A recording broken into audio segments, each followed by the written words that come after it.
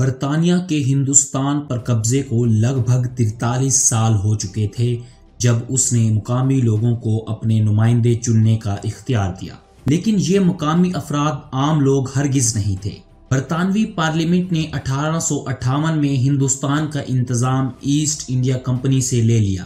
مقامی قانون سازی کے لیے 1861 کے قانون کے تحت چھوٹے ادارے بنائے۔ نامزد اراکین پر مشتمل ان اداروں میں مقامی لوگوں کی کوئی نمائندگی نہیں تھی۔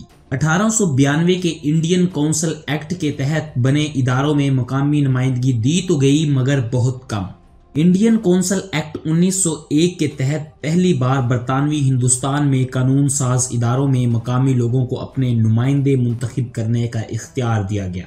اس ایکٹ کے تحت بنی پہلی مرکزی قانون ساز کونسل کے 68 میں سے 27 ارکان منتخب تھے، لیکن انہیں برطانوی ہندوستان کے عام لوگوں نے نہیں بلکہ میونسپلٹی، ضلع اور لوکل بورڈز، یونیورسٹیوں، چیمبرز آف کامرس اور تجارتی اور زمینداروں یا چائے کے باغوں کے مالکان کی انجمنوں نے چنا تھا۔ انڈین کونسلز ایکٹ 1909 کے تحت بنے قانون ساز ادارے 1915 تک چلے۔ گورنمنٹ آف انڈیا ایکٹ 1915 اور پھر گورنمنٹ آف انڈیا ایکٹ 1919 کے تحت مرکز میں 2 ایوانی قانون ساز ادارہ بنایا گیا۔ مرکزی اسمبلی میں 145 ارکان تھے، ان میں سے 105 نامزد اور باقی منتخب تھے۔ اسمبلی کی مدت 3 سال تھی۔ ریاست کی کونسل کے 60 ارکان تھے، ان میں سے 34 منتخب اور باقی گورنر جنرل کے نامزد کردہ تھے۔ کونسل کی مدت 5 سال تھی۔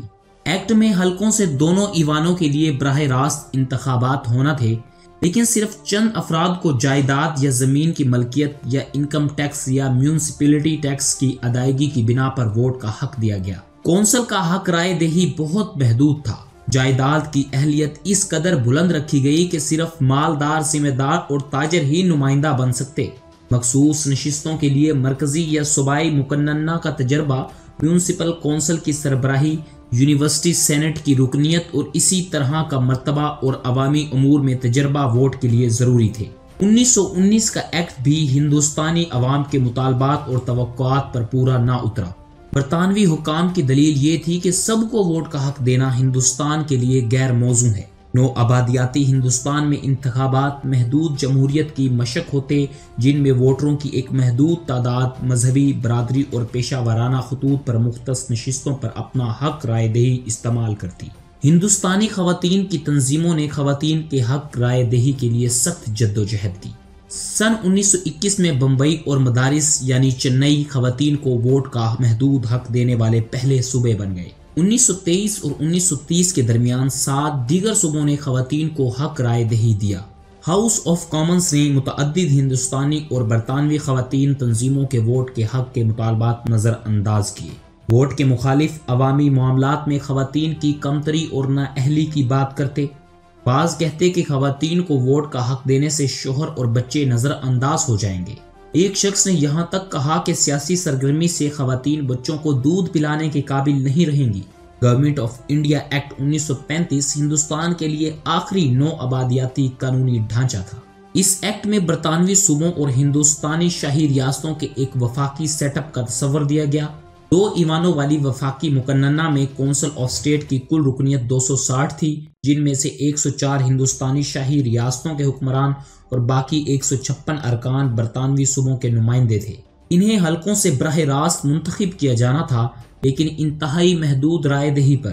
ان انتخابات کے لیے ووٹرز کے طور پر اندراج کی اہلیت بھی محدود تھی اور اس کا انحصار ٹیکس، جائیداد، تعلیم، سرکاری خدمات وغیرہ پر تھا اور ہر ریاست میں اہلیت کا معیار مختلف تھا۔ اس کے تحت حق رائے دہی کو 3 کروڑ سے کچھ زیادہ یا بالغ آبادی کے تقریباً 5ویں حصے تک بڑھایا گیا۔ ان میں تھوڑی سی تعداد خواتین کی تھی۔ بہار اور اڑیسہ کی حکومت نے ووٹروں کی تعداد کو کم کرنے اور خواتین سے ووٹ کا حق چھیننے کی کوشش کی۔ حکومت کا یہ بھی ماننا تھا کہ عورت کو اگر طلاق ہو جائے یا اگر اس کا شوہر فوت ہو جائے یا اس کی جائیداد ضائع ہو جائے تو اس کا نام انتخابی فہرست سے نکال دیا جانا چاہیے۔ صوبوں نے بھی خواتین کے اندراج کے حوالے سے اپنے قوانین بنائے۔ مدارس میں ایک عورت ووٹر بننے کی صرف اسی صورت میں اہل ہو سکتی تھی جب وہ پینشن یافتہ بیوہ ہو یا کسی افسر یا سپاہی کی ماں ہو یا اس کا شوہر ٹیکس ادا کرتا ہو۔ اس کا مطلب یہ ہے کہ اس کے پاس جائیداد ہو، لہٰذا ایک عورت کی ووٹ ڈالنے کی اہلیت زیادہ تر اس کے شوہر اور اس کی قابلیت اور اس کی سماجی حیثیت پر منحصر تھی۔ ووٹ کا حق دینے اور خواتین کو حقیقی طور پر ووٹر لسٹ میں شامل کرنے کا تصور نو آبادیاتی نوکرشاہی کی سوچ کے دائرے سے بہت باہر تھا۔ وہاں وائس کے معزز دوستو، مزید انفارمیٹیو ویڈیوز کے لیے ہمارا یوٹیوب چینل ضرور سبسکرائب کیجیے گا اور ساتھ میں موجود گھنٹی کے بٹن کو دبانا ہرگز مت بھولیے گا۔ ملتے ہیں اگلی ویڈیو میں، تب تک کے لیے اللہ حافظ۔